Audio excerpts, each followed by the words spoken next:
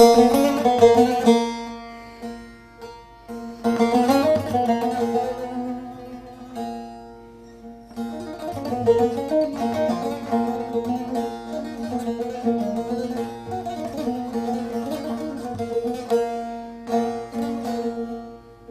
اللہ الرحمن الرحیم۔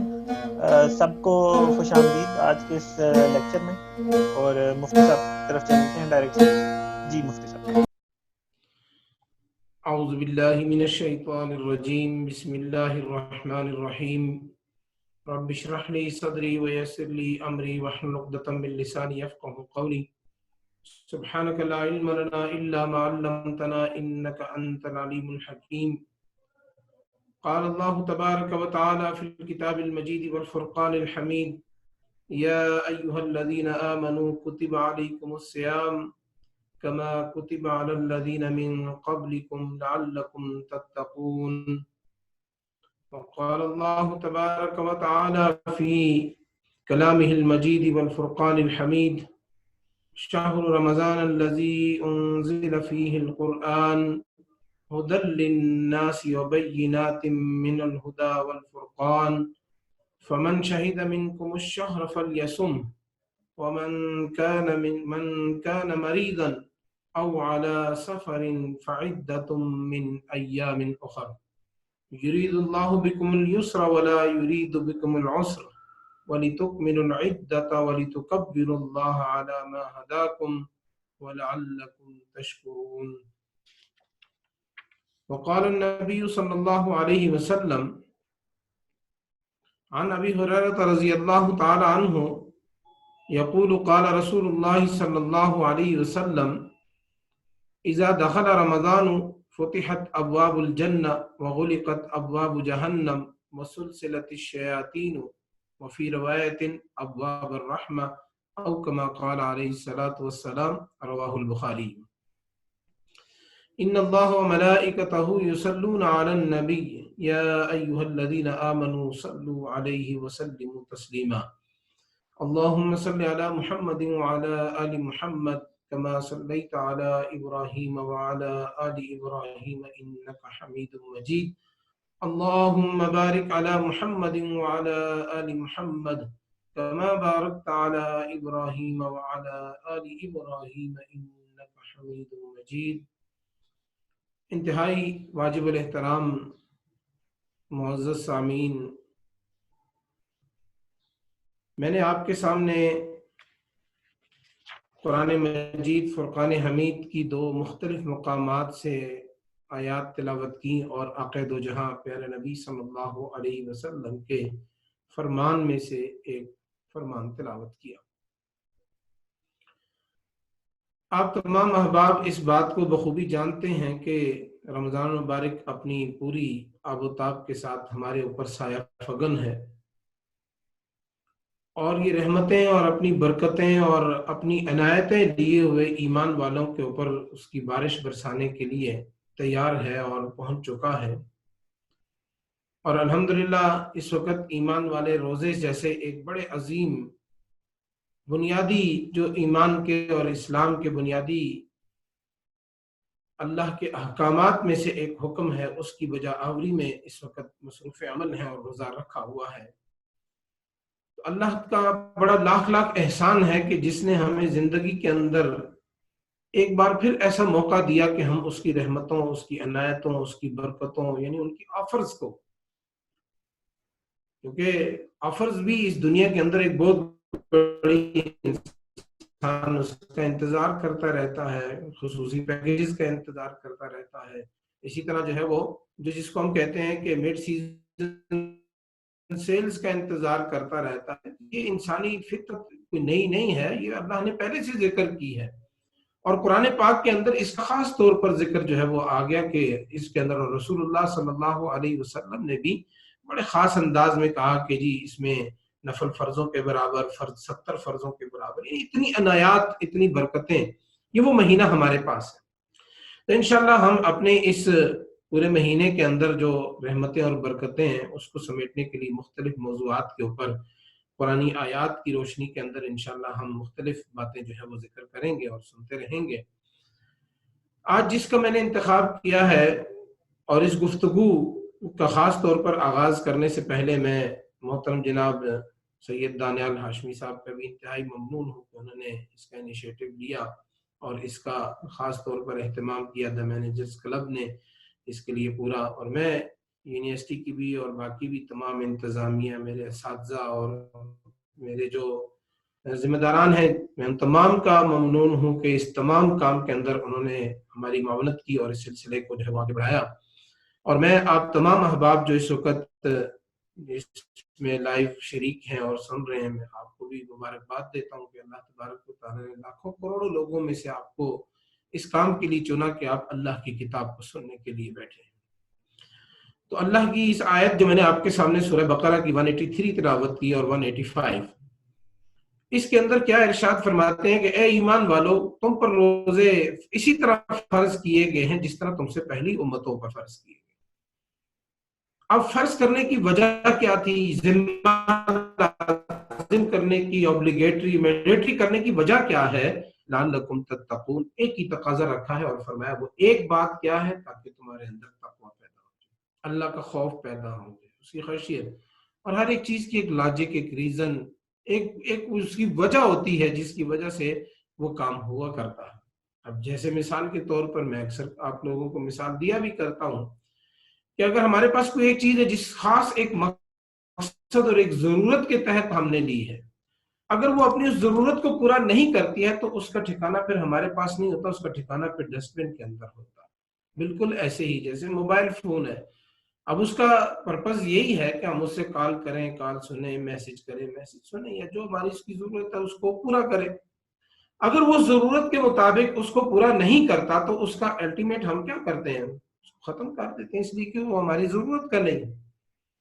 دنیا کے اندر اللہ نے کوئی بھی چیز ایسی نہیں بنائی، کوئی بھی حکم ایسا نہیں نازل کیا، کوئی بھی چیز ایسی نہیں ہے جس کے پیچھے کوئی لاجک، کوئی ریزن نہ رکھی ہو اللہ نے۔ ہاں، مجھے اور آپ کو نہیں پتا تو یہ ہماری کم علمی تو ہو سکتی ہے، لیکن اللہ نے بغیر کسی وجوہات کی کوئی چیز نہیں رکھی ہے۔ اب آپ دیکھ لیجئے، روزہ رکھا ہے تو فرمایا روزہ کے کام کرو، لیکن اس کے پیچھے تقویٰ ہے، وہ مل گیا تو پھر تو معاملہ ٹھیک ہے، اگر وہ نہ ملا تو پھر معاملہ اور ہے۔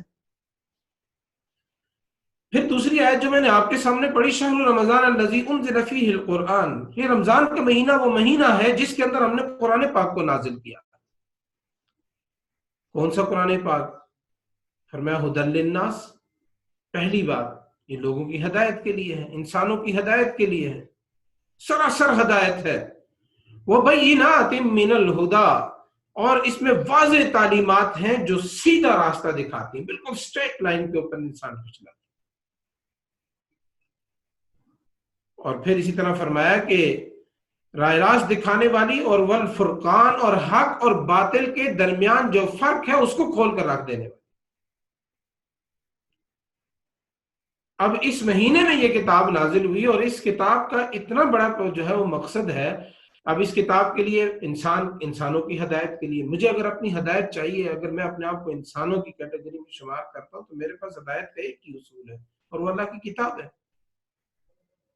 اور جس کتاب کا میں نے انتخاب کیا وہ بینات من الہدی ہے، واضح دلائل ہے اس کے اندر، واضح تعلیمات ہے، کوئی ایسی ایمبیگوس قسم کی چیز اس کے اندر نہیں ذکر کی گئی۔ پھر اس کے بعد فرمایا حق و باطل کے درمیان فرق کرنے والی بھی ہے۔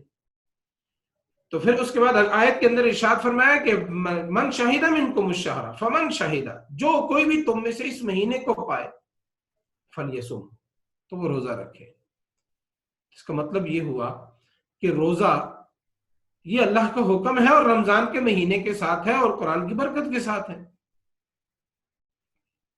تو من کانا مریضن، اور تم میں سے جو کوئی مریض ہے، او علی سفرن، اور اگر وہ سفر پر ہے تو فعدۃ من ایام اخر، وہ بعد میں پورے کر لے۔ یرید اللہ بکم الیسر، اللہ آسانی چاہتا ہے، ولا یرید بکم العسر، کسی تنگی میں نہیں ڈالنا چاہتا۔ وَلِتُكْمِلُوا الْعِدَّةَ، تم اس کی گنتی کو پورا کرو، تعداد کو پورا کر سکو۔ وَلِتُكَبِّرُوا اللَّهَ عَلَى مَا هَدَاكُمْ، اور فرمایا کہ اور اللہ نے جس ہدایت سے تمہیں سرفراز کیا ہے اس پر اللہ کی کبریائی کا اظہار کرو اور اعتراف کرو اور شکر گزار بنو۔ وَلَعَلَّكُمْ تَشْكُرُونَ، اور شکر گزار بنو۔ اب آپ دیکھیے روزہ، رمضان، عبادات، ان ساروں کے تعلق میں کچھ خاص پوائنٹس ہیں۔ ایک شکر کی بات کی گئی، ایک تنگی اور آسانی کی بات کی گئی، اسی طرح اس کے ساتھ ساتھ اور بھی جی چیزیں ہیں ان کا بھی ذکر جو ہے وہ کیا گیا۔ جی تو میں اب آگے چلتا ہوں، آیت کے ان انتخاب کے بعد رمضان کے فضائل اور اس کے برکات کیا ہیں، رمضان کی حقیقت کیا ہے، رمضان ہمارے لیے کس حیثیت کے اندر جو ہے وہ رکھتا ہے، اس کو بھی ہم ذرا تھوڑا سا اپنے پوائنٹ سے اس کے اوپر غور کرتے ہیں۔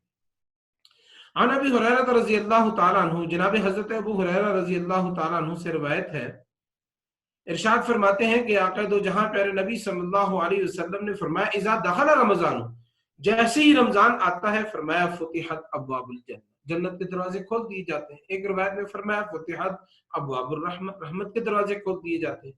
وغلقت ابواب جہنم، اور فرمایا جہنم کے دروازے بند کر دیے جاتے ہیں۔ وسلسلت الشیاطین، اور شیاطین کو جکڑ دیا جاتا ہے، باندھ دیا جاتا ہے، بند کر دیا جاتا ہے۔ اب یہ تین بڑے کام جو ہیں، حضرت شاہ ولی اللہ محدث دہلوی رحمۃ اللہ علیہ ارشاد فرماتے ہیں کہ اصل میں رمضان کے دنوں میں روزہ، ذکر، تلاوت، راتوں میں تراویح، تہجد، دعا، استغفار، اتنے سارے کام جو ہے نا وہ ایک بندہ نہیں، ایک گھر کے اندر ایک فرد نہیں، سارے لوگ کر رہے ہوتے ہیں۔ ٹھیک ہے جی، ہر بندے کے دل میں ایک تقوی کا عمومی رجحان پیدا ہو جاتا ہے۔ آپ دیکھتے ہیں تلاوت عام دنوں اور رمضان کے مقابلے میں بڑا ڈیفرنس ہے، دونوں کو کمپیریزن اس کا کر کے آپ دیکھ لیں کہ رمضان میں انسان کو تلاوت اور قرآن پاک زیادہ سے زیادہ ختم کرنے کا شوق پیدا ہوتا ہے۔ اب یہ ایک فرد کا نہیں ہے، لاکھوں کروڑوں لوگوں کا فرد ہے، اور جب یہ ایک عمومی رجحان بن جاتا ہے، ہر فرد جب یہ کام کرنے لگ جاتا ہے، تو عمومی رجحان جب اس چیز کا بنتا ہے، اس عام فضا کی وجہ سے لوگوں کے لیے جنت کے دروازے کھول دی جاتے ہیں۔ یہ عمومی فضا جب تک نہیں بنتی تو راستے نہیں کھلا کرتے، چند لوگوں سے نہیں، عمومی فضا جب انسان سارے کے سارے اتنے رجحان کے ساتھ جب وہ عبادت کی طرف آگے بڑھتے ہیں تو جنت کے دروازے کھل جاتے ہیں، جہنم کے دروازے بند ہو جاتے ہیں۔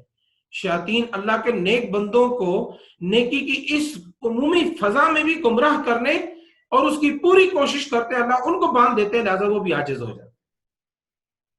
اب دیکھیے اللہ کتنی بڑی آفر دے رہا ہے بندے کو، کہ ایسا فرد کہ جو آپ کو اس رمضان کی برکتوں سے محروم کر سکتا ہے۔ اگر آپ اس کو مارکیٹ انالیسس میں دیکھیں تو یہ کمپٹیشن ہے ایک قسم کا، کمپیٹیٹرز ہے جو آپ کو آگے بڑھنے سے، اچھائی کرنے سے روک سکتا ہے، اس کو اللہ نے پہلے ہی پکڑ کے سائڈ پہ بٹھا دیا، تمہارا کوئی کام نہیں ہے، اب ٹوٹل میدان خالی ہے۔ مونوپلی کا ایک کانسیپٹ ہے ہمارے پاس، اور ماشاءاللہ آپ یہ سارے کانسیپٹ سمجھتے ہیں، یہ مجھے پڑھانے کی ضرورت نہیں ہے کہ اس میں مونوپلی کیا ہوگا اور فلاں کیا، آپ سمجھتے ہیں کہ اس وقت ہر ایمان والا مونوپلسٹک بن چکا ہے۔ کیسے بن چکا ہے؟ کہ اس لیے کہ جنت کے دروازے عمومی فضا سے کھل چکے ہیں، جہنم کے دروازے بند ہو چکے ہیں۔ شیاطین جو ہمارے کمپیٹیٹرز تھے، جو ہمیں اس راستے میں خراب کر سکتے تھے، ویسے تو کمپیٹیٹرز کی ٹرم اور اس میں اصطلاح میں استعمال ہوتی ہے، دونوں ایک ہی چیز کو آگے لے کر چل رہے ہوتے ہیں۔ شاید یہ مثال اس انداز سے یہاں پر کما حق کو فٹنا بھی بیٹھتی ہو، لیکن مجھے کم سے کم آگے بڑھنے سے روکنے کے لیے جو چیز دنیا کے اندر ہے وہ اللہ نے بتا دی ہے، شیطان تمہارا کھلا دشمن ہے۔ اب دشمن سے بھی میں محفوظ ہوں، ساری چیزوں سے میں محفوظ ہوں، اور اس کے نتیجے کے اندر جا کر جو ہے وہ میں بھی پھر بھی جا کر نیکیوں کا ایک اپنے لیے انبار جمع نہ کر سکوں، اچھائیاں جمع نہ کر سکوں، تو پھر اور یہ ساری چیزیں اگر آپ غور سے دیکھیں تو اہل ایمان کے لیے یہ صرف وہی محسوس کر سکتا ہے جو اللہ کی عبادت کے لیے منہمک ہو، ورنہ وہ ایک عمومی ٹرینڈ پایا جاتا ہے کہ رات کو جگراتا کریں گے، دن کو سو جائیں گے، تو اس قسم کا جو کلچر ڈیولپ ہو چکا ہے وہ چیز نہیں ہے۔ آج ان دو آیات اور ایک حدیث کی روشنی میں اتنی سی بات ہی ذکر کروں گا کہ وہ غفلت شعار لوگ جن کے دلوں میں آج بھی، جن کے کاموں میں آج بھی غفلت پائی جاتی ہے، اللہ کو بھول جانے والے لوگ، زندگی میں رمضان کی آمد کی وجہ سے جن کی زندگی میں کسی قسم کا کوئی چینج آج فیل نہیں ہو رہا، تو وہ رمضان کی ان برکات اور سعادات سے ان کا کوئی تعلق نہیں ہے، نہ جنت کے دروازے کھلنے سے، نہ جہنم کے دروازے بند ہونے سے، نہ شیاطین کے بند ہونے سے، ان کے اوپر کوئی ایفیکٹ نہیں۔ اس کی وجہ صرف اور صرف یہ ہے کہ ظاہر ہے رمضان کا تعلق تقوی اور اللہ کا قرب پیدا کرنے کے لیے آ رہا ہے، اور جب بندہ اللہ کی طرف بڑھ ہی نہیں رہا تو مجھے بتائیے اتنے سارے انسینٹیو جو اللہ دے رہا ہے، اتنی ساری نعمتیں کی بارش کر رہا ہے، یہ کس کے لیے کر رہا ہے؟ یہ اسی کے لیے کر رہا ہے جو آگے بڑھے گا۔ شب قدر کس کو ملے گی؟ جو اس میں جاگے گا۔ رمضان کے روزے ایسے نہیں مل جائیں گے، سحری میں اٹھے گا، روزہ رکھے گا، دن بھر بھوک پیاس برداشت کرے گا تو روزہ ہوگا نا۔ اس لیے ہر ایک چیز کے اندر ہمیں اس انداز سے غور کرنے کی ضرورت ہے۔ ایک اور حدیث آخر میں 1 آدھ منٹ کے اندر ذکر کر کے بات کو ختم کرتا ہوں۔ رمضان کی آمد پر آپ صلی اللہ علیہ وسلم کا طرز عمل، ٹھیک ہے جی، طرز عمل کیا تھا؟ عن ابن عباس رضی اللہ تعالی عنہ قال قال النبی صلی اللہ علیہ وسلم کان النبی صلی اللہ علیہ وسلم اجود الناس بالخیر واجود ما يكون في شهر رمضان لأن جبريل كان يلقاه في كل ليلة في شهر رمضان حتى ينسلخ يعرض عليه رسول الله صلى الله عليه وسلم القرآن فإذا لقيه جبريل كان أجود بالخير من الريح المرسلة أو كما قال عليه الصلاة والسلام، رواه البخاری۔ بخاری شریف کی حدیث ہے، حضرت ابن عباس رضی اللہ تعالی عنہما روایت کرتے ہیں اور ارشاد فرماتے ہیں کہ رسول اللہ صلی اللہ علیہ وسلم بھلائی کے معاملے میں عموماً تمام انسانوں سے زیادہ فیاض تھے، اس میں کوئی شک والی بات نہیں، لیکن خاص طور پر آپ کی یہ فیاضی اور آپ کی سخاوت، دو باتوں کا ذکر کیا گیا۔ فرمایا آپ کی فیاضی اور آپ کی سخاوت کیا ہوتی تھی؟ فرمایا رمضان میں بہت زیادہ بڑھ جاتی تھی، بہت زیادہ بڑھ جاتی۔ رمضان کی ہر رات جبریل امین علیہ الصلوۃ والسلام آپ صلی اللہ علیہ وسلم سے ملاقات کرتے اور نبی اکرم صلی اللہ علیہ وسلم انہیں قرآن مجید سنتے اور سناتے تھے۔ جب جبریل علیہ السلام آپ سے ملتے تو آپ کی سخاوت چلتی ہوا سے بھی زیادہ تیز ہو جاتی۔ اس کا مطلب یہ ہے کہ قرآن کا سننا اور سنانا یہ بھی نبی علیہ السلام کی سنت ہے۔ اور اس حدیث سے ہمیں یہ بھی ترغیب ملتی ہے کہ ایک مسلمان عموماً خدمت خلق کے کاموں میں زیادہ حصہ لینا چاہیے، اور رمضان المبارک میں اسوہ حسنہ کے مطابق اس عمل میں تو اور بڑھ چڑھ کر شریک ہونا چاہیے۔ اسی لیے رمضان کو مواسات کا مہینہ بھی ایک حدیث کے اندر کہا گیا ہے کہ غرباء اور مساکین کے ساتھ ہمدردی اور تعاون کا خاص مہینہ ہے۔ اس لیے ان آیات اور ان احادیث کی روشنی میں آج کے لیے اتنی ہی بات کہ رمضان المبارک اپنی پوری آب و تاب کے ساتھ ہمارے اوپر سایہ فگن ہے۔ اب ہم نے دن بھر روزہ رکھنا ہے، رات کو تراویح کا اہتمام کرنا ہے، تلاوت قرآن پاک کا اہتمام کرنا ہے، اسی طرح ہم نے ذکر و اذکار کا اہتمام کرنا ہے، پھر اسی طرح جتنی ممکنہ تدبیر ہو سکے میری تو آپ تمام سے یہی جو ہے وہ درخواست ہوگی کہ رمضان مبارک کے اندر کچھ فرصت انسان کے پاس اللہ کی عبادت کے لیے زیادہ ہوتی ہے۔ تہجد کو اپنا معمول بنانے کی کوشش کریں، شاید زندگی کے اندر اس کی عادت بن جائے۔ رات کے آخری پہر میں اٹھنا آپ صلی اللہ علیہ وسلم کی عظیم سنت ہے، اس کی کوشش کرنی چاہیے، مجھے بھی، آپ کو بھی، سب کو ہمت کرنی چاہیے۔ جس کو اللہ توفیق دے دے، یہ اللہ کی توفیق سے ممکن ہے، لیکن کم سے کم یہ تو ایک بڑی بات میں نے آپ کے سامنے ذکر کر دی۔ میں جس چیز کا آج کی اس درس کی وساطت سے ذکر کروں گا، ایک آیت لے لیجئے اور اس ایک آیت کے ساتھ اس کا ترجمہ اور تفسیر، اور بڑی آسان تفاسیر موجود ہیں اور بڑی عوامی قسم کی تفسیر جو ہر آدمی سمجھ سکتا ہے، وہ تفہیم القرآن سید ابو الاعلیٰ مودودی رحمہ اللہ کی تفسیر ہے، بڑی آسان ہے۔ معرف القرآن بھی ہے، تفسیر مظہری بھی ہے، تدبر القرآن بھی ہے، فی ظلال القرآن بھی ہے۔ آپ کسی بھی تفسیر میں سے اس ایک آیت کو پڑھنا شروع کیجئے اور اپنی زندگی کا اس 30 دن میں معمول بنا لیجئے کہ اللہ تبارک و تعالی ہمیں ان 30 دنوں میں 30 آیات کے بعد اس کو پوری زندگی کنٹینیو رکھنے کی اللہ ہم سب کو توفیق نصیب فرمائے۔ تو قرآن ایک نجات کا ذریعہ ہے، قرآن ہی سے اللہ کا قرب ملتا ہے، قرآن ہی سے ہمیں احکامات کی روشنی ملتی ہے۔ بینات من الہدی والفرقان میں نے آپ کے سامنے کہہ دیا۔ روزے کا تعلق تقوی کے ساتھ ہے، اور رات کو بلا وجہ غیر ضروری جاگتے رہنا اور دن بھر روزہ سو کر گزار دینا یہ بڑی غفلت کی بات ہوگی۔ میں اس ضمن میں یہ بھی ذکر کروں گا کہ آپ رات کو بھی عبادت اور دن کے اندر بھی خاص طور پر اٹھ کر اللہ کی عبادت جو ہے وہ کریں، اور سو کر روزے کا وقت جو ہے وہ گزارنے کی کوشش نہ کریں، تاکہ ہم اس وقت سے زیادہ فائدہ حاصل کر سکیں۔ ایک ماہ کی بات ہے، پھر انسان کے پاس کھلا ڈلا وقت ہوتا ہے، پھر اپنی ضروریات کو اس کے مطابق ایڈجسٹ کر سکتا ہے۔ اللہ تبارک و تعالیٰ سے دعا ہے کہ اللہ ہمارے اس سیشنز کے اندر برکت پیدا فرمائے، ہماری ہدایت کا ذریعہ بنائے، ہماری اصلاح کا ذریعہ بنائے، اور رمضان المبارک کی جو قیمتی ساعات ہیں ان کو مبارک بنانے کے لیے بھی ہماری اس میں اللہ تبارک و تعالیٰ اس تگدو، اس محنت کو اس میں بھی شامل فرما دے، اور ہمارا اس قرآن کو سننا اور سنانا اللہ اس دنیا میں ہمارے لیے باعث برکت بنا دے، آخرت میں ہم سب کے لیے توشہ نجات بنا دے۔ وآخر دعوانا ان الحمدللہ رب العالمین۔ جزاک اللہ خیر مفتی صاحب۔ ابھی ہم کوسچنز لیں گے، 2 سوال ہم لیں گے جن لوگوں نے ہاتھ کھڑا کیا ہے۔